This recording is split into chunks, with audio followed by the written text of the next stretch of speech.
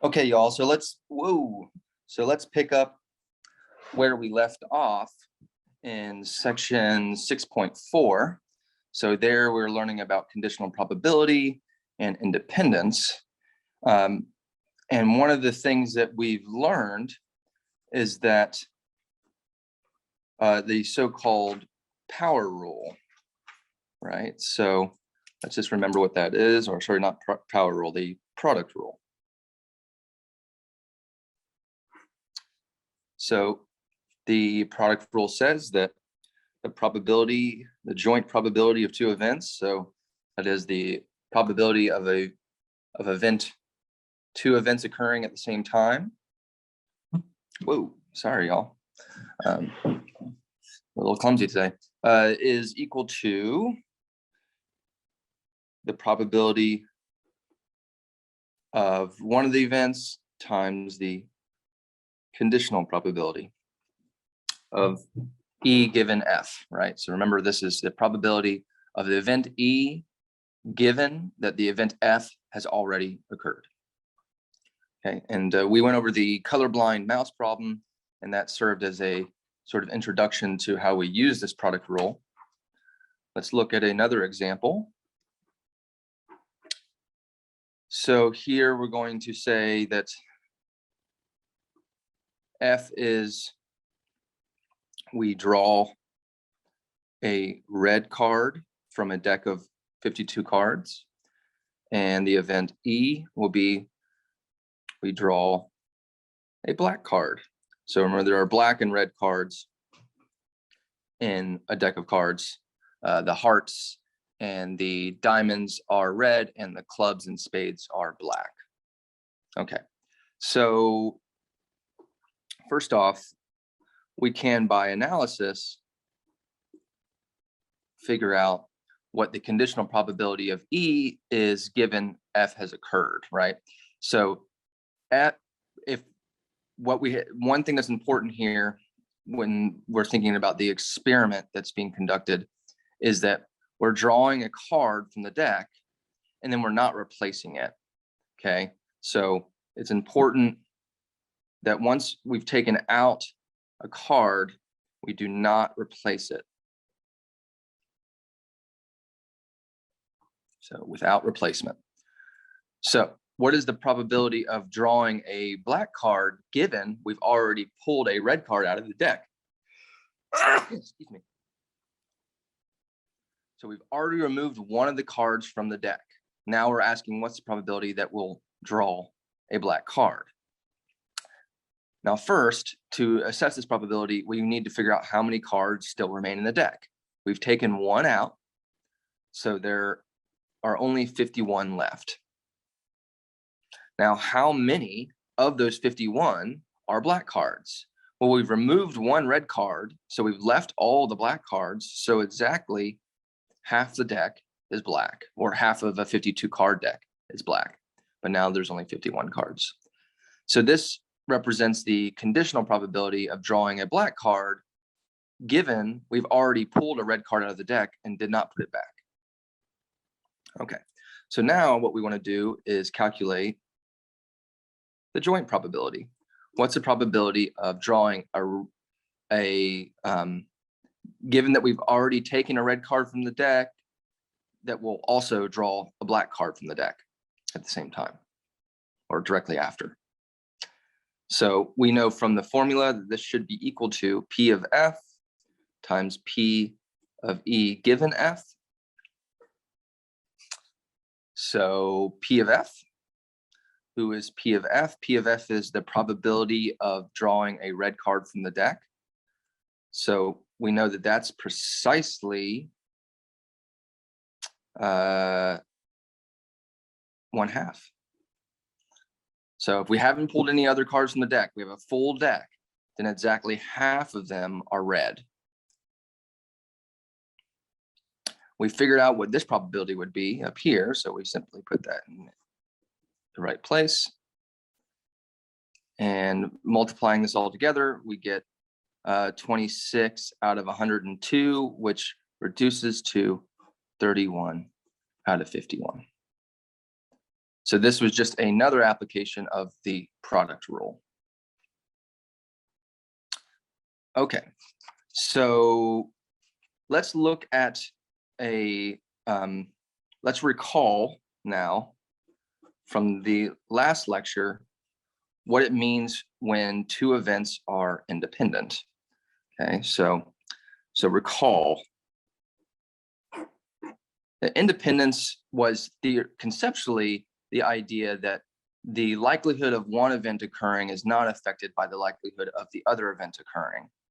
Okay, so if we use this previous example as a question about independence, if we're pulling a card from a deck and then not replacing it, when we go to pull the next card from the deck, the probability of pulling that card from the deck is affected by the previous event. So when we do not replace the cards, these two events are no longer independent. However, if we do replace the card after drawing it from the deck, then these two events are independent. So the simple act of replacing the card renders these two events independent. Whereas if we don't replace the card after pulling it, then these two events are not independent. Now recall what it means mathematically for two events to be independent. We say that their joint probability is equal to the product of their individual probabilities. Okay, so that's a really useful tool. Now, something happens here if we assume that we have two independent events. So if we assume that the event E and the event F are independent, then we can say the following. The conditional probability of E given F is simply equal to the probability of E. Or, if we flip the order, the conditional probability of F given E is equal to the probability of F. So when we have independent events, the conditional probability basically becomes unconditional. The condition doesn't matter. The fact that we've already, for instance, in this case, the fact that F has already occurred does not affect E. Or here, the fact that E has already occurred does not affect F because they're independent. And therefore, the conditional probabilities simplify. So let's look at an example.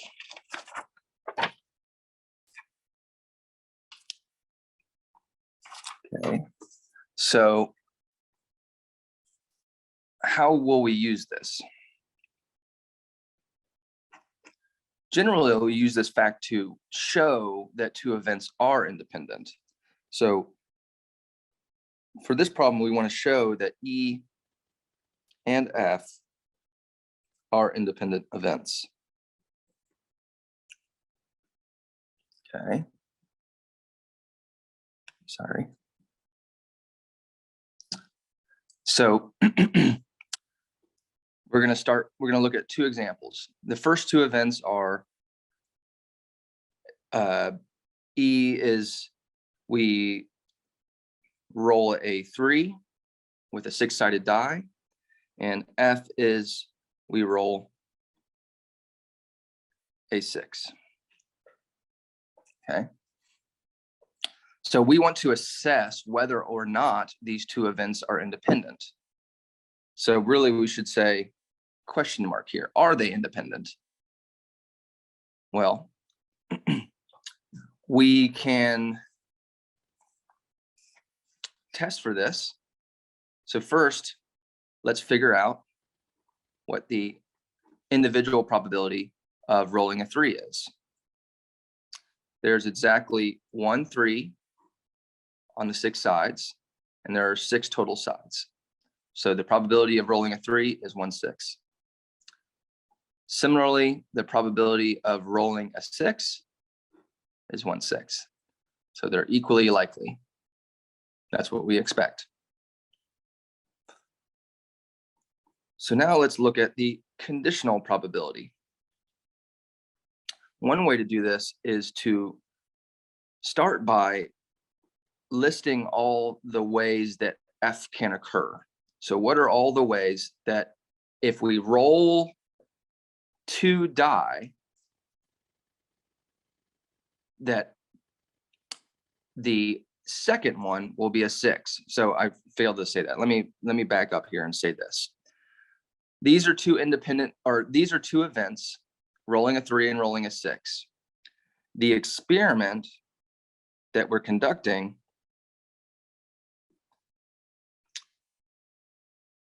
is that we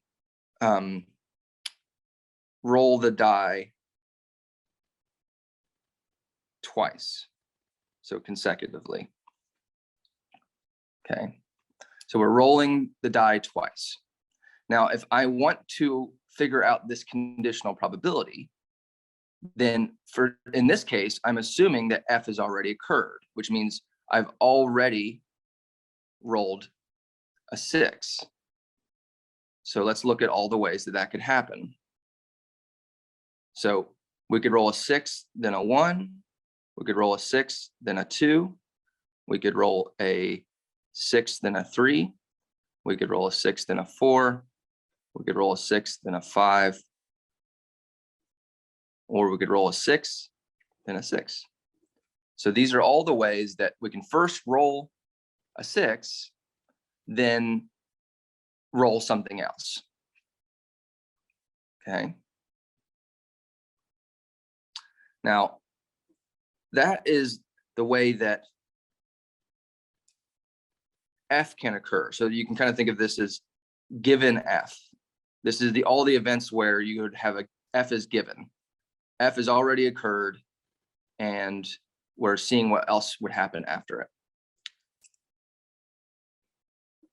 Now let's look at the joint event, E and F. How can that happen? So we're looking up here and we're saying, when do we both roll a 6 and a 3? And there's only one instance. 6 and 3. Okay, so to calculate the probability, E given F,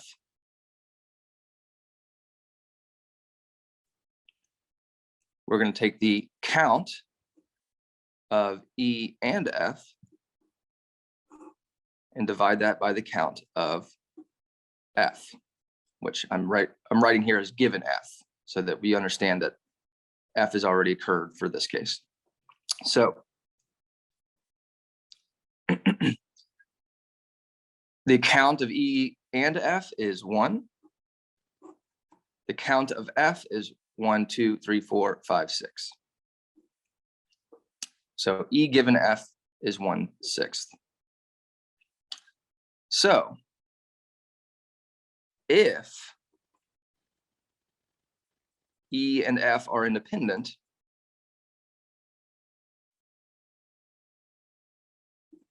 then the probability of E given F should equal the probability of E.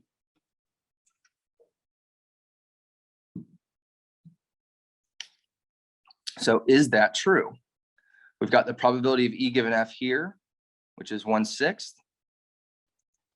And we're asking the question, is that probability 1/6 equal to the probability of E? And it is true. Therefore, we conclude that E and F are independent.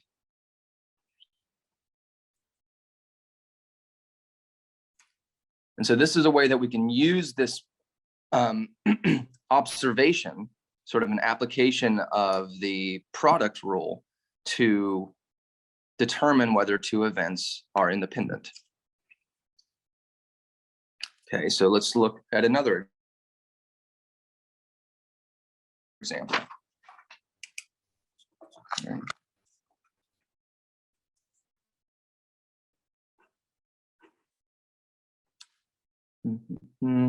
Okay, so now let's look at the case that E is draw a black card, and F is draw a red. The experiment that we're going to conduct is to draw 2 cards consecutively. Oops. To draw 2 cards consecutively from a deck without replacement. So that's a very important fact. So if we do that, then as we saw before, the probability of E given F, we remember what this probability was. We've pulled 1 card from the deck already, and then we're asking what's the probability that we will draw. We pulled 1 red card from the deck already, and we're asking what's the probability that we'll then, without having replaced the card that we've already drawn, what's the probability that we'll then draw a black card? And we saw that that was 26/51. Look at one of the previous examples in this lecture to understand better. Okay. Now, if this is going to be, if these events are independent, then this should be equal to the probability of E. What's the probability of E? What's the probability of drawing 1 black card from a deck of 52?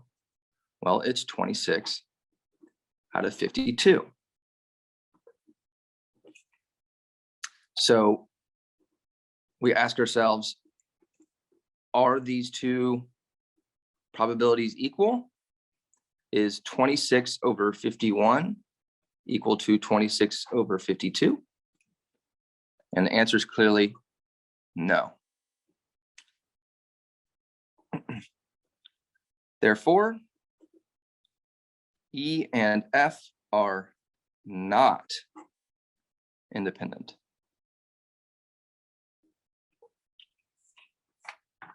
E and F are not independent. Okay. So we can see how we can use the product rule to determine whether 2 events are independent or not with the 2 previous examples. Okay. So one last formula we should go over, and then we can conclude section 6.4. So this is just an extension of the independence rule. So this is a extension or a generalization of independence.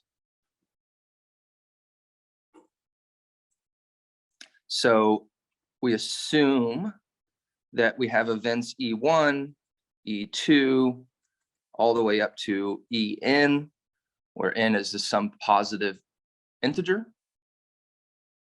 And we're going to assume that all of these events are independent. This is a set of independent events.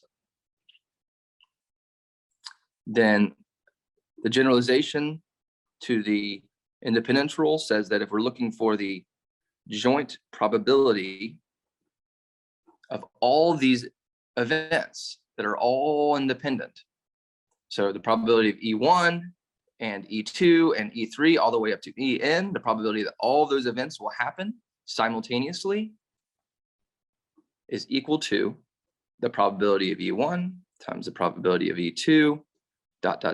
all the way up to the probability of En. So we just multiply all the probabilities together. So simple example, let E1 be the event of rolling a 1. E2 is the event of rolling a 2. These are with die. And just imagine this going all the way up to E6, which is rolling a 6. Okay, so then if we want to calculate the probability that in 6 consecutive rolls, we'll roll an E1. We'll roll a 1, then a 2, then a 3, then a 4, then a 5, then a 6. So 6 consecutive rolls.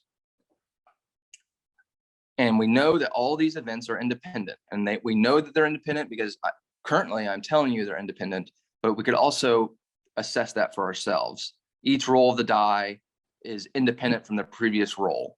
The previous roll has no effect on the present roll of the die. So these are all independent.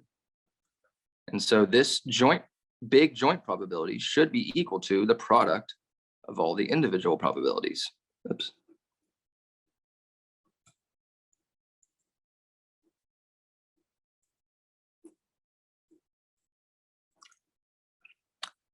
Each of them is equal to 1/6.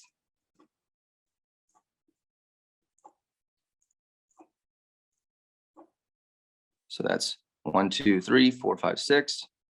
So we've got 1/6 to the 6th power.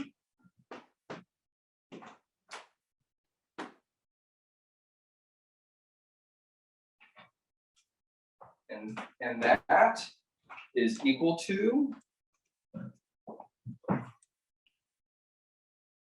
1 over 46,656. Okay, so this concludes chapter 6, section 4. You have homework already assigned for this section. So please watch lectures, do your homework, and enjoy your weekend.